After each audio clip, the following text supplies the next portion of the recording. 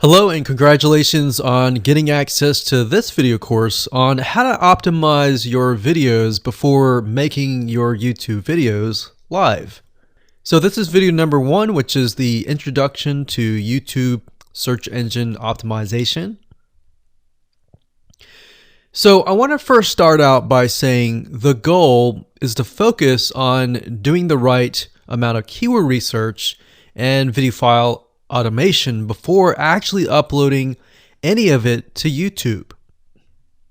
So essentially this is all about what most people forget about doing before making their YouTube video live.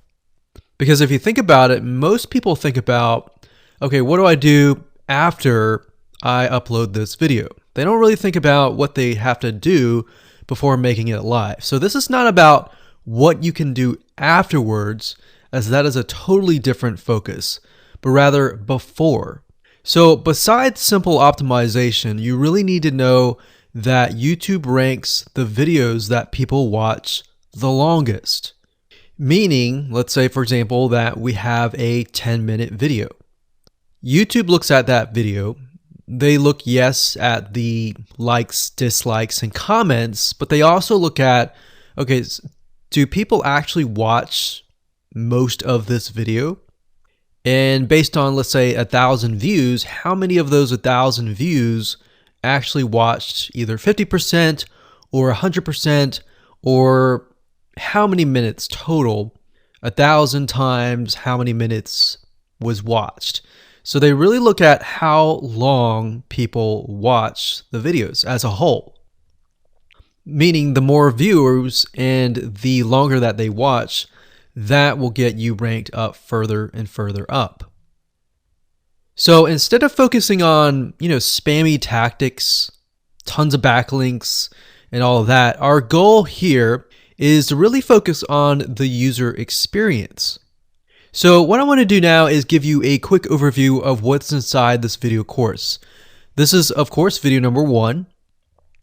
Video number 2 is going to be about competitive research, or in other words, researching your competitors to kind of get a better idea of why YouTube is ranking those videos. Video number 3, we'll talk about highly searched keyword terms and how you can find those for your product or service or whatever you're trying to promote. Video number 4, we'll talk about your title and your description. Video number 5, we'll talk about video file optimization. So we're going to optimize the actual file, because each file has essentially information in it. And of course, video number 6 will talk about why your thumbnail is important and how to make it professional and good looking. And video number 7 will talk about video length and why that matters. We talked briefly about it just now, but I'm going to dive in deeper in that video. And of course, last but not least, I'm going to give you a secret tip on how to outrank your competitors in video number 8. So before we get started, I want to talk about what you need to have in hand. You're definitely going to need your product or service and an idea of the niche that you're targeting. You also need to have a video that is ready to be uploaded. And with that said, let's move on to video number 2. Hello and welcome back. This is video number 2. So let's talk about competitive research. You see, the best way to understand how you can rank better is to know what is already ranking in your niche or your market. So what we want to do here is we want to analyze the videos that are on the top. And I want you to specifically look at what titles, what descriptions are they using, and what thumbnails are they using that are eye-catching. And what is the user experience like when you click through those videos? So let's go ahead and do some competitive research. So for the sake of making sure that we find YouTube videos that actually relate to promoting a product, what I want to do now is just to pick a product out of the blue and let's take a look at YouTube. So one product that I've been using for a while now, which has been really, really awesome, is called the Instant Pot. It's basically a pressure cooker that cooks food at a really fast rate. So what we're going to do is we're going to hop on over to youtube.com and we're going to type in Instant Pot and see what we get. So I'm not going to click enter just yet because I'm interested in getting an idea of what kind of potential keywords that we could rank on, or what potential videos that we can create. And we'll talk more about this in the next video. But for now, let's just do some basic keyword brainstorming and then, of course, do some competitive research. So Instant Pot, we got Instant Pot recipes, we got Instant Pot ribs, Instant Pot roast. So let's just click here and see what we get. Now we can see how to use Instant Pot has 316,000 views right here. Instant Pot chicken, top 6 easiest things to cook in your Instant Pot. Perfect for beginners. All right. So let's just take a look at the top 3. So let's go ahead and open those up. And let's analyze them. So the first one is this one here. And let's pause the video. We'll skip the ad. All right.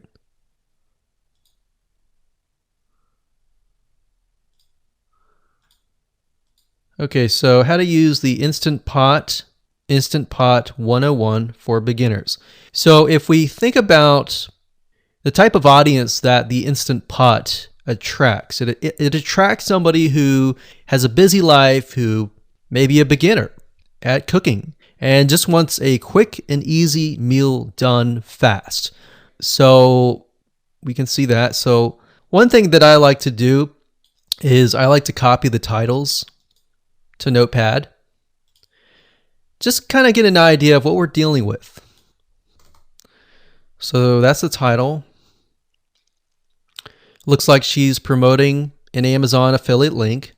We can see that here, Amazon.to. We've got Instant Pot hacks, Instant Pot yogurt, and all that. So what she's doing, it's very funny, but she may not realize she's doing this, but what she's using is a method called siloing. And she's basically telling YouTube, hey, not only do I have this video on Instant Pot, I've got Instant Pot hacks, yogurt, recipes, and other recipes. So let's just copy that in here. So that's video number 1. So we're going to rank it from video 1, video 2, and video 3. Let's scroll down a bit. We've got 373 comments. I will say when it comes to YouTube, they're looking for engagement. So comments is good, likes are good, even dislikes are good as well. Even though dislikes are bad from a human standpoint, it tells YouTube that there is engagement. All right. So sometimes we're going to be able to view, we can't do it here, but sometimes you'll actually be able to view more data. But for now, you can't hear. Now, we can actually dig deeper if we want to. So let's just take a look at Natural Brittany's YouTube channel. Because when you're doing competitive research on YouTube, it's not just that particular video. It's actually the whole YouTube channel as a whole. The authority that that channel holds. So she has 116,000 subscribers. Click on the videos. She has a good amount of videos that talk about anything, looks like from cooking, from budgeting, from grocery, a lot of very similar videos. So let's scroll down. And now let's go ahead and take a look at the second highest ranking video. So if we go back over to here, and this is the Instant Pot chicken, cook with me, meal planning, meal prepping, Sunday setup. So let's go here, take a look.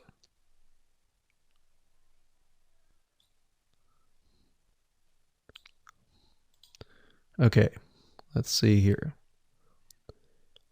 So it's a 20-minute video, all right? And it has 658 likes, 5,000 views. If we take a look at this video here, this has 320,000 views and 7,000 likes. Now, notice how it says 13 minutes here, and notice how it says 20 minutes here. We'll go back to this later on. All right, so we'll talk more about why a certain amount of time of your video is important, why the timing is important. And why is it that this lady has only 5,000 views, whereas the other lady has 300,000, and this lady is ranked right below that lady? All right. So why is that important? And why does that correlate to the time? So we'll talk more about that later on. But for now, let's just do competitive research. We're not trying to figure things out right now and go from there. So if we take a look at the description, it says cook with me as I try a new recipe with Instant Pot. So the description contains the keyword. Sunday setup. Looks like she's got some Amazon links. And if we think about Instant Pot, who could it be targeting? All right, so this lady calls out people who are trying to prep on Sunday. So if we can get an idea of who it's targeting mothers, it's targeting people who are busy, who maybe only have time on Sundays to set things up. And chicken is a common thing, so maybe she's getting a lot of clicks. We don't know exactly, but we know that the headline and the description work together and getting clicks. All right, back over here, this is the third one. So let's take a look at this one. So this one is 8 minutes, but it has a lot more views than those other two videos. But it's shorter. It's shorter, but it has longer amount of views, and it's third. It's got 11,000 likes and 633 dislikes. If we scroll down,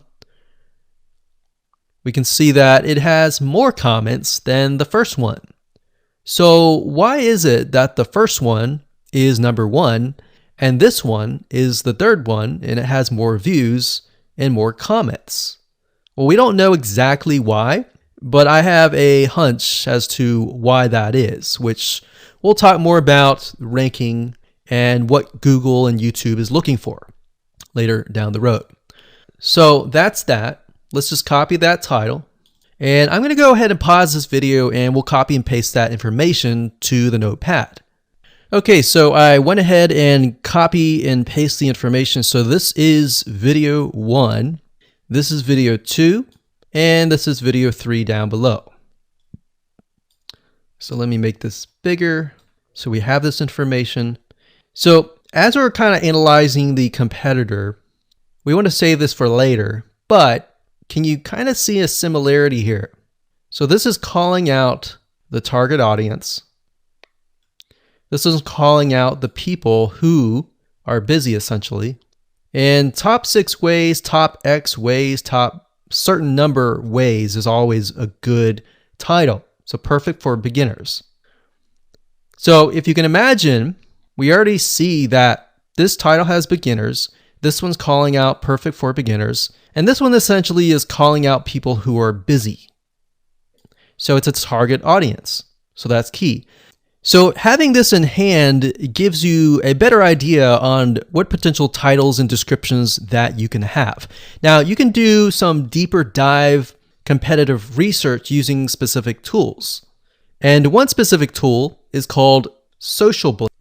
So that's socialblade.com, as you can see here. And I like to use this to kind of get a better idea of the YouTube channel as a whole. Because what you're trying to figure out is, did this person rank because their channel as a whole has a lot of traffic? Or did this person rank simply because of the titles and the description? So there's many factors that come involved, but let's take a look at Naturally Brittany. So let's go ahead and copy this. And you basically want to come here and type in the username of the YouTube channel. So we'll go ahead and click this here. Okay, so we can see here that this is Naturally Brittany. 116,000 subscribers. She's got 19 million video views. So that kind of gives us an idea of how easy it is to break through. Is it easy? Is it going to take a little bit work or what? So let's just go ahead and open her up, and let's do the same thing with the other videos. So this one is marriage and motherhood.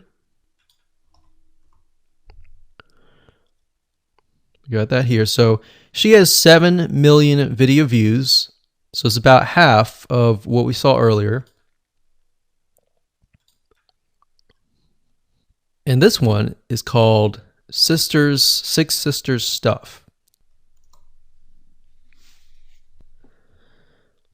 And this one has about 9 million video views.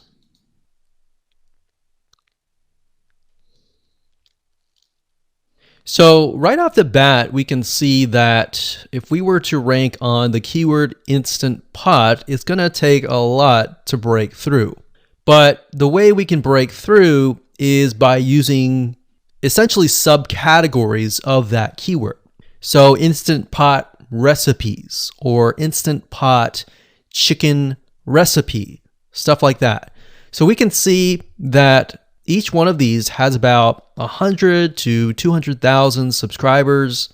So you're going to have to be competing against that. Now, obviously, if you have a good size YouTube channel, that will usually mean that you can break through fairly easily.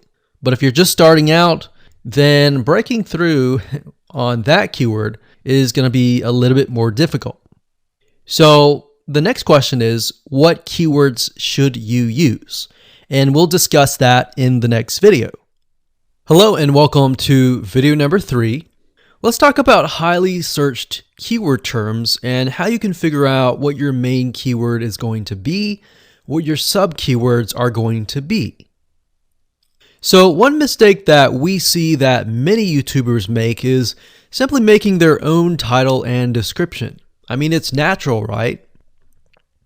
But instead of deciding what you think will work, why not use what is already working and do some simple keyword research that's not going to take a lot of time, and this way you'll be able to have the right information that will help you rank on the right keywords.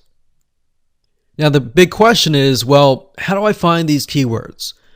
So the best way to find highly searched keyword terms is to look at the Google suggested keywords. And they are suggested for one reason, because they are used a lot. So let me show you how to find them and what they look like. Okay, so from analyzing the previous videos with the top 3 videos to kind of get an idea of what the titles were, what the descriptions were, if we look at the 3 and we refer back to this, the question is, what are the commonalities between the titles? Obviously the keyword Instant Pot, but we also notice that the top one and the third one, they all have the keyword beginners. So beginners in Instant Pot. Instant Pot for beginners, all right? So if we go back up here and we go to youtube.com and we type in Instant Pot, what do we get? So when you have a drop down like this is what we call the suggested keywords. And you'll see this in Amazon.com, you'll see this in Google.com and other major search engines. And what this is high demand and highly searched keyword terms. So in other words, if a lot of people are searching for these keywords, then they'll show up in the drop down menu. Right? So Instant Pot chicken happens to be a very highly searched term. And take a look at this. This one is related to Instant Pot chicken. So that means there's a lot of people searching for Instant Pot chicken. And that might be why this second video is ranked so high. Let's scroll down and take a look. So as we're scrolling down, I also want you to kind of keep an eye on the thumbnails, because the thumbnails are key. So we got top 6 easiest things to cook in your Instant Pot. And I'll say, as an Instant Pot user, I really didn't know what recipes were out there that would fit the Instant Pot. Because the Instant Pot, the way it cooks is it pressurizes the food, and you need a little bit of liquid inside it to pressurize. So what I was doing is I was looking for recipes that were specifically made for the Instant Pot.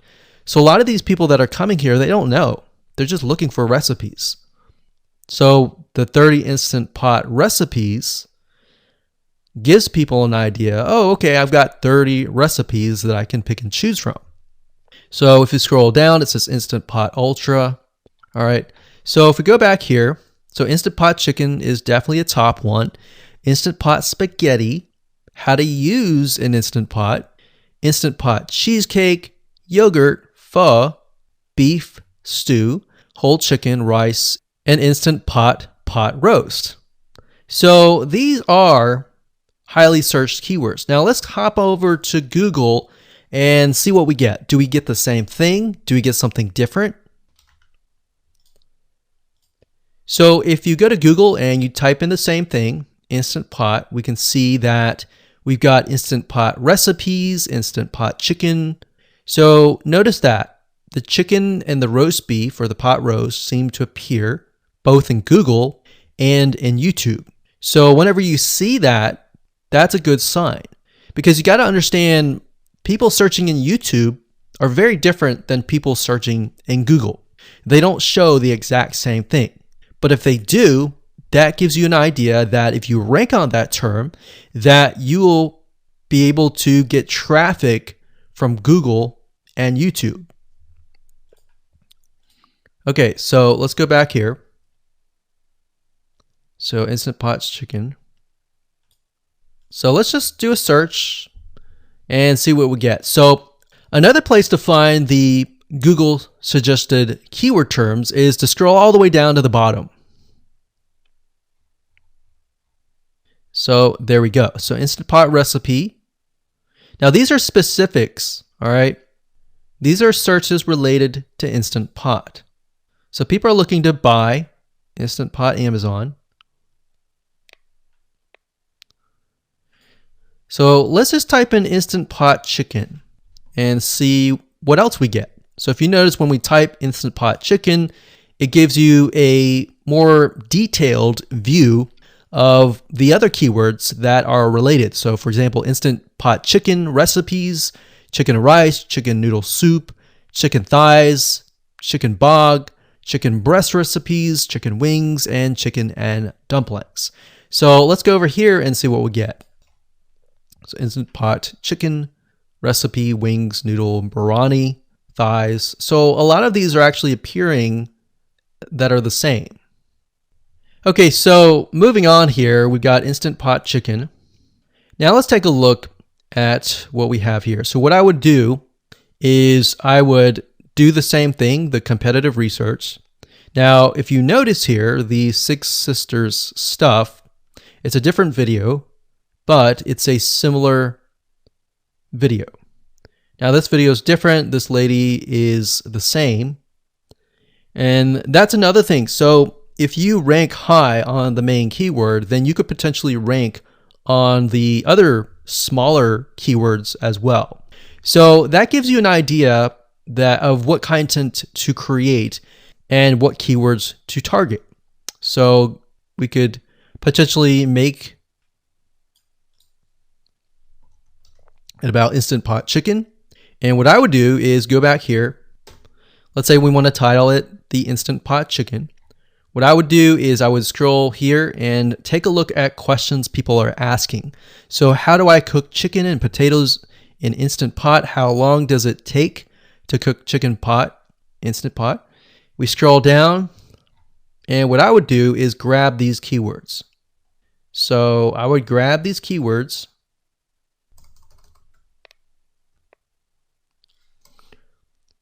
So what we want to do is we want to have a main keyword, and then we want to have sub keywords.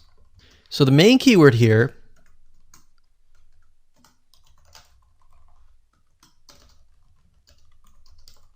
would be Instant Pot Chicken. And then the other ones would be Instant Pot chicken and potatoes, and all the rest here. So having these in hand will give you a better idea on how to go about creating your titles and your descriptions so that you can target specific keywords, and that you're not like any other YouTuber who is simply making up titles and descriptions just out of your head. So this way you can be strategic and rank effectively. Hello and welcome to video number 4. In this video, we're going to talk about your title and your description.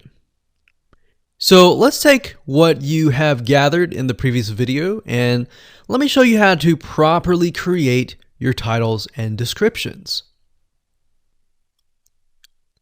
So when it comes to creating titles and descriptions, we simply need to do what we did in the previous videos, which was the competitive research. And as you can see here, we have the videos 1, 2, and 3, the top number 1, number 2, and number 3. And of course, we have the main keywords. So we have this main keyword here. So that's definitely going to be in the title. And then of course, if you noticed, the target audience was beginners. So essentially what you're noticing here is that people are calling out the audience, and then of course they have the keyword in the title itself. And then of course you want to make sure that title, main keyword, and target audience is also going to be in your description. Now what I like to do is I like to go look at magazines in that niche. It doesn't necessarily have to be exactly, in this case, Instant Pot, but it needs to be somewhat of that genre. Now, one thing that I noticed was when we took a look at the Instant Pot chicken, you could write out something like top 6 easiest things. So instead of things, you could say chicken recipes or pot roast recipes to cook in your Instant Pot. Or you could say something like Instant Pot chicken dash top 6 easy recipes, or you could use a number. People like numbers, especially knowing that somebody gets an Instant Pot for the sake of saving time. You could say top 6 easy chicken recipes that take less than 30 minutes. Now obviously that's a little bit long, so let's head on over to Google here. So like I said, I like to use magazines. Magazines do a great job in creating titles. So as you can see here, I typed in Instant Pot magazine, and to the right, you'll notice that there's Instant Pot all-time recipes. So let's just go ahead and open that in a brand new window, like so. So it looks like we have to pay, but let's just go ahead and click the free sample. So we can see Instant Pot's all-time best recipes. So you could do something like all-time best chicken recipes, or Instant Pot dash all-time best chicken recipes, or all-time best chicken Instant Pot recipes. So obviously here we're not going to copy word for word because that's plagiarism, but we're going to use something different. We're going to tweak it around. What we're looking here is for headlines. So let's go back here. So it says everyday Instant Pot, 115 delicious, family friendly pressure cooker. So we can say everyday Instant Pot, colon, 6 delicious family pressure cook recipes.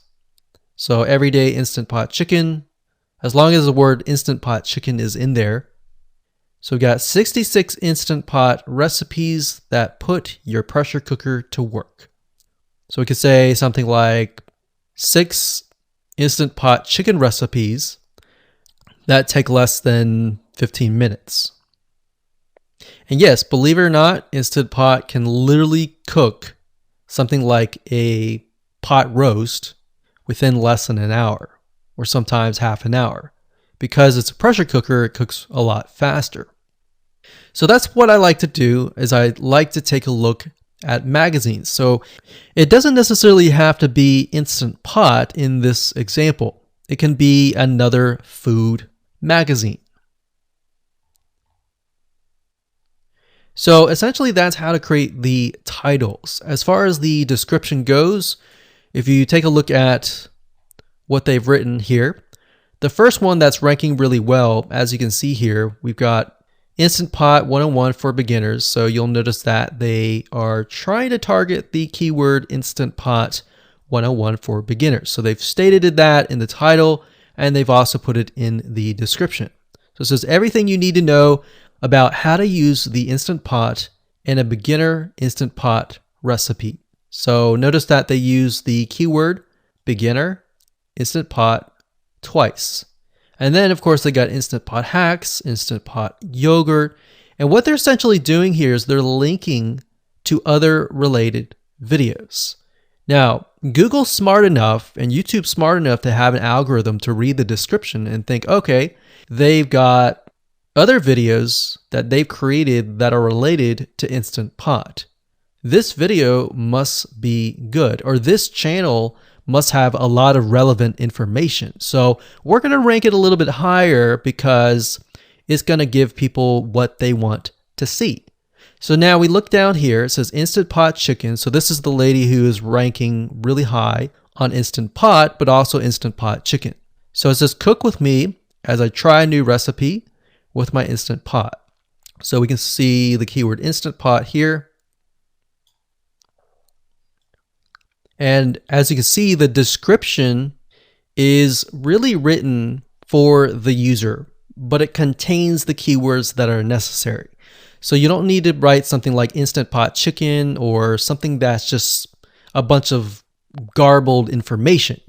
You want to make sure that the title and the description attract people first and foremost, and then embed the keywords within. So the third one, we've got top 6 easiest things to cook in your Instant Pot, perfect for beginners.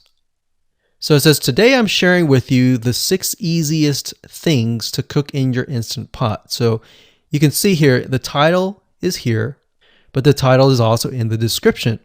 It says, now these are perfect if you are just starting out or even had the Instant Pot for a while.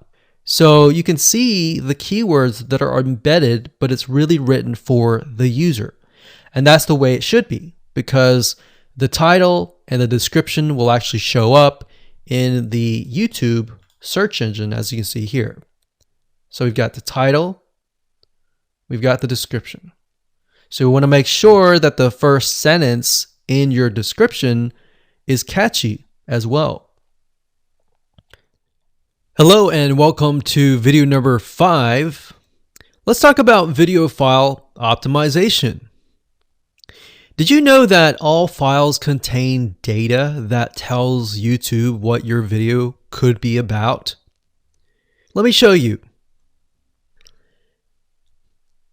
Okay, so the way that YouTube gets an idea of what your video is about is by transcribing it. And for the most part, it can usually figure out what your video is all about if you have voice and speaking in it. Now, you can go one step further by adding what we call video file metadata.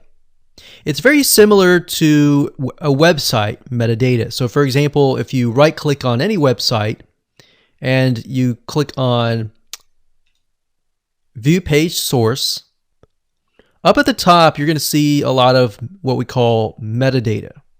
So right here, we can see the name, the title, the description, and all that information. So what that does is it tells Google essentially what your website is all about. So very, very similar in this case of what we're doing here. So what we're doing here is we are taking the video file that you have created and embedding it with more information. So besides the title and description, YouTube will be able to read the metadata inside of your video. So it'll make a little bit more sense when I show it to you. Now, it's really hard to find software out there that allows you to embed metadata, except for a few. So one of them is called Video Converter by Wondershare, and that is videoconverter.wondershare.com. That's videoconverter.wondershare.com. So if you go here and you go ahead and download up at the top, you will be able to embed metadata. In fact, we're going to be using that for this particular video. Now, there are other software out there like the Adobe Bridge software, which allows you to embed the metadata into your video. Now, the reason why I'm using Wondershare is because I feel like it's a lot easier to use. So if you go ahead and download this, we're going to open this here. And what I did was I clicked Add Files, and I chose the file. Now, there's a lot of things that you can change about the video, but what we're particularly interested in is this eye icon right here. So click this eye icon, or letter I here, and you're going to see that it says name, language, episode name, actors, director, screenwriter, tagline, and description, and comments. So what I recommend is you try to complete this as much as you can. So episode name, actors, so that would be whoever is in the video, the director, the screenwriter, which could be you, and then the tagline. What I would do is the tagline be your title, and then the description be your description. So whatever you're going to upload to YouTube, put this as a title and put this as a description. And then for comments, I would put something like keywords. And all you have to do is click save, convert it, and done. That's the reason why we're using Video Converter, because it's just so much easier. With Adobe Bridge, it's easy too, but there's a lot of more options and very easy to get confused. So once you're done with that, you save the video, your video has the metadata inside of it, and all you have to do is simply upload it to YouTube, and that's it. Hello and welcome back. This is video number 6. Let's talk about your thumbnail and why that is important. You see, since our goal is to get more clicks or more views to your YouTube video, we have to rely on attracting viewers. So if you think about it, the thumbnail is the first thing people see as they are scanning to find what interests them the most. So in other words, if you think about it, if you go to youtube.com and you type in a keyword, you're going to see all the results with thumbnails, the titles, the descriptions, and all of that. So that's the first thing that they see. So let's discuss what your thumbnail should contain and what's working in your market and how to figure that out.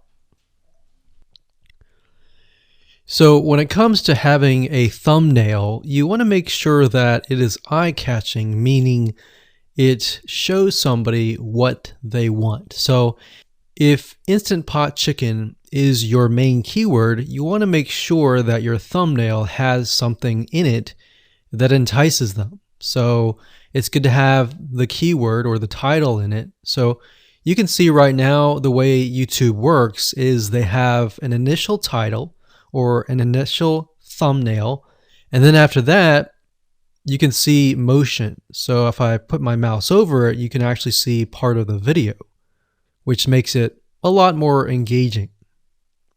So as we scroll down, the initial thumbnail that this woman uses is the Instant Pot. And then this one here, it says Instant Pot recipes. So Instant Pot. So we can see the ones at the top definitely have the Instant Pot in it, or a word that's chicken, or a picture that has chicken in it. So it fits the keyword. Now, if you're not a professional, thumbnail artist or anything like that, there are different sites that you can use to get these created. Now, bear in mind that you never want to use a thumbnail that is clickbaity or that lies to somebody, because if they click on it and then the video is nothing like the thumbnail, then guess what? You might get tons and tons of clicks and perhaps views, but you're not going to get people watching your video, which is very, very important, which we'll discuss in the future videos. But for now, there are different elements that you need. So what I recommend is you go to a site called creativemarket.com.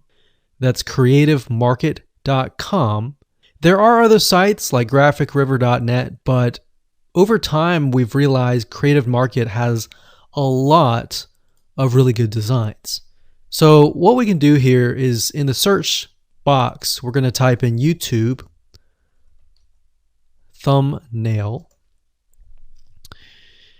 And we're looking specifically for templates that we can use for the thumbnail. So it says YouTube thumbnail pack. Let's go ahead and open that. There's one here. There are end cards, but that's a little bit different. That basically comes at the very end of your video. So we got urban thumbnails, different types of thumbnails. But the reason why I like Creative Market is buying templates for specifically YouTube thumbnails is going to make your life a lot more easier, especially if you can make it professional. The more professional it looks, the more professional your viewers will click through. So if we click on this, we can kind of get an idea of what we're dealing with.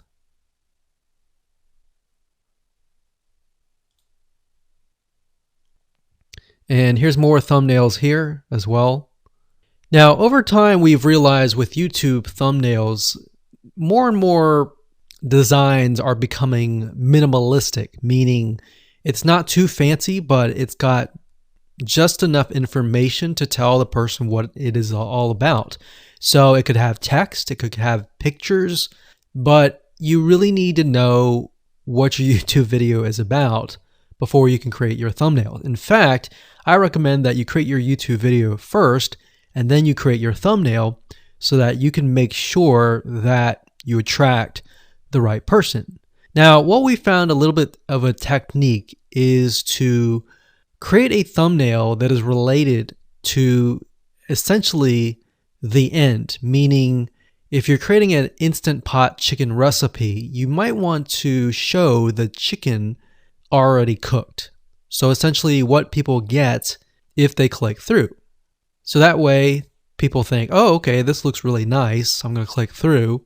And they're more likely to actually watch all the way through to the end. And that's what we want. We want people not to just click through, but to watch all the way till the end. And that's actually going to help us with the ranking. Hello and welcome to video number 7. Let's talk about video length in more depth. So the big question is, how long should your video be? While yes, most folks have said that your video should be short due to attention span, and that's something that we've talked about in the past, and that definitely worked in the past, and that still is true that people's attention span are short. But today, in terms of YouTube, your video length should be longer, and here's why. Did you know that YouTube ranks your video based on how many minutes your viewer watches? We talked briefly about this in video number 1, but I want to talk about why that is the case. Statistically speaking, most people that we have found, based on statistics that we have seen in YouTube, most people watch about 50% of a video. Even the people that are interested in a video, they watch 50% of a video. So if that, in this case, is a 5-minute video, an average viewer is only going to watch about 2.5 minutes. Now, here's why that is important. If you're competing against someone who has a 30-minute video and their viewers watch 15 minutes, which is about 50%, well, guess what? Even if they can have less viewers than you, they're going to beat you because they have a longer video. So if you got the 2.5, they've got the 15 minutes, they can send less people and still beat you. And YouTube will favor them in the end. Now that, of course, is assuming that the views are legitimate and people are actually watching. And that's why user experience is so important. So to give you some real life practical application, let's hop on over to YouTube and I'm going to show you proof that this works. Okay, so let's take what we learned and what we just discussed and apply it to some real life practical application. So if we head on back over to youtube.com, we type in the keyword Instant Pot recipes, we can see this one, and this one. So let's go ahead and open these up. So we got this one, and this one. So that's 1, 2, and 3. The first one has about roughly 8 minutes or 9 minutes. We'll say 9 minutes. The second one has about 27 minutes. And the third one has about 20 minutes. Okay. So essentially the second and third have about double the amount of time. So like we talked about, most people watch about 50% or less, and then they quit. That's the average, right? So if that's the case, this person here, even though they have more views, see that? 800,000 views, even though they have more views, they're competing with somebody with a 30-minute video. Essentially, it's 27 or 28, but close to 30. So if we round that, we'll just say this is 10, this is 30, and this is 20.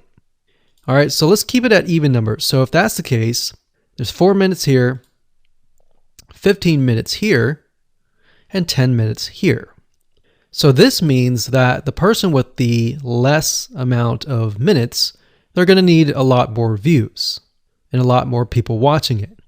So in total, if this person has, obviously this person's number one, but what I'm saying here is because YouTube looks at how many minutes are watched, if this person had 800,000 views, and this person had only half of that amount, but had more than double this amount, this person right here would most likely rank higher. So see that?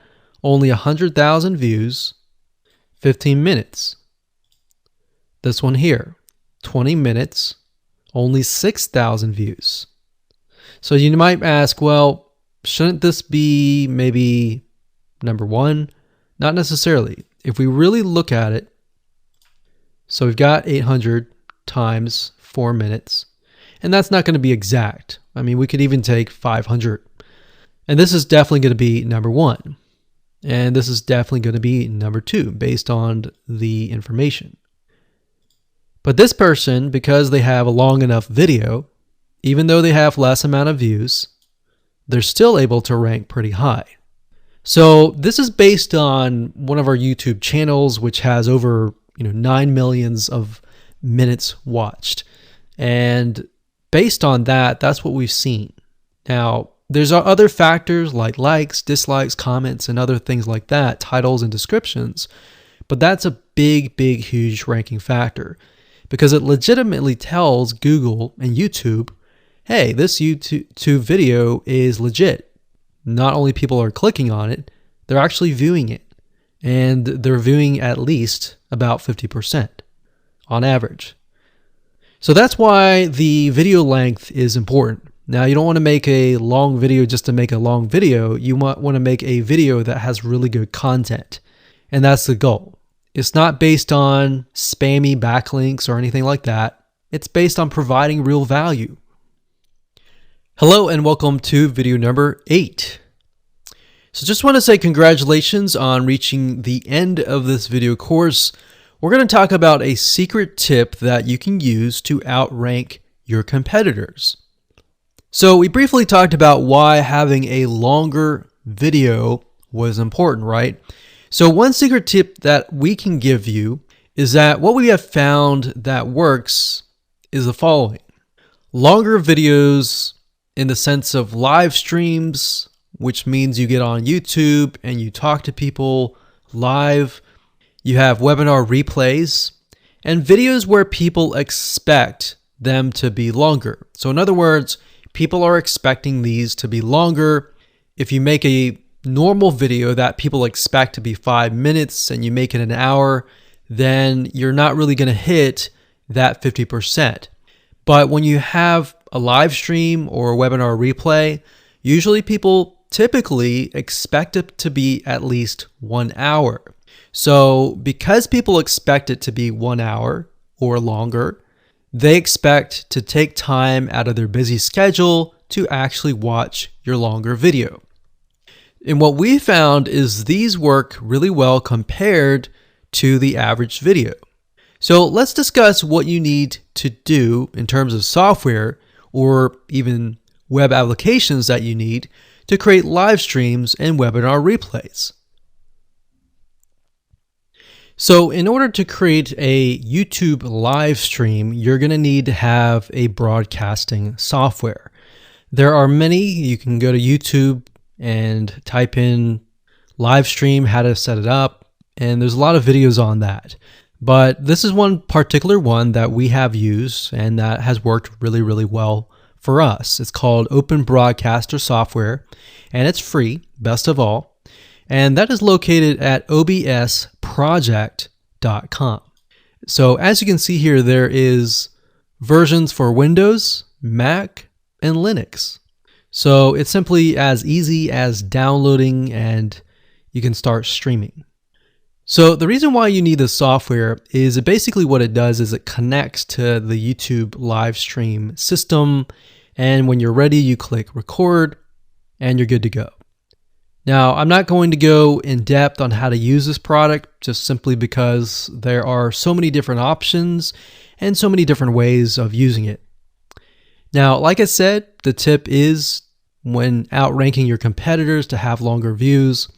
This is good for kind of a face-to-face talking head type long video. Now, if you want to use a camera, you can do that. If you want to do something like screen capture, meaning you're going to show your screen, then you're going to want to use something like GoToWebinar. And you can go to gotomeeting.com/webinar to do that. Another tool that we have used, which as of now, it is free, and who knows, it could change. So GoToWebinar does cost money, but it's a nice way to kind of engage with people. So this is the route that I would go if you are engaging with people. If you're not engaging with people and you're simply doing screen capture, there is a tool called Use Loom. Let me show it to you. So useloom.com. Loom is essentially a Chrome plugin. And what it does is it allows you to record your screen. It's super easy to use. In fact, it's super, super fast. It's so fast that you can literally start recording, and within seconds when you're done, you'll have the video in hand. And you can download the actual video file to your computer really fast. So those are the three options that I would go to, and really depends on the avenue that you want to take.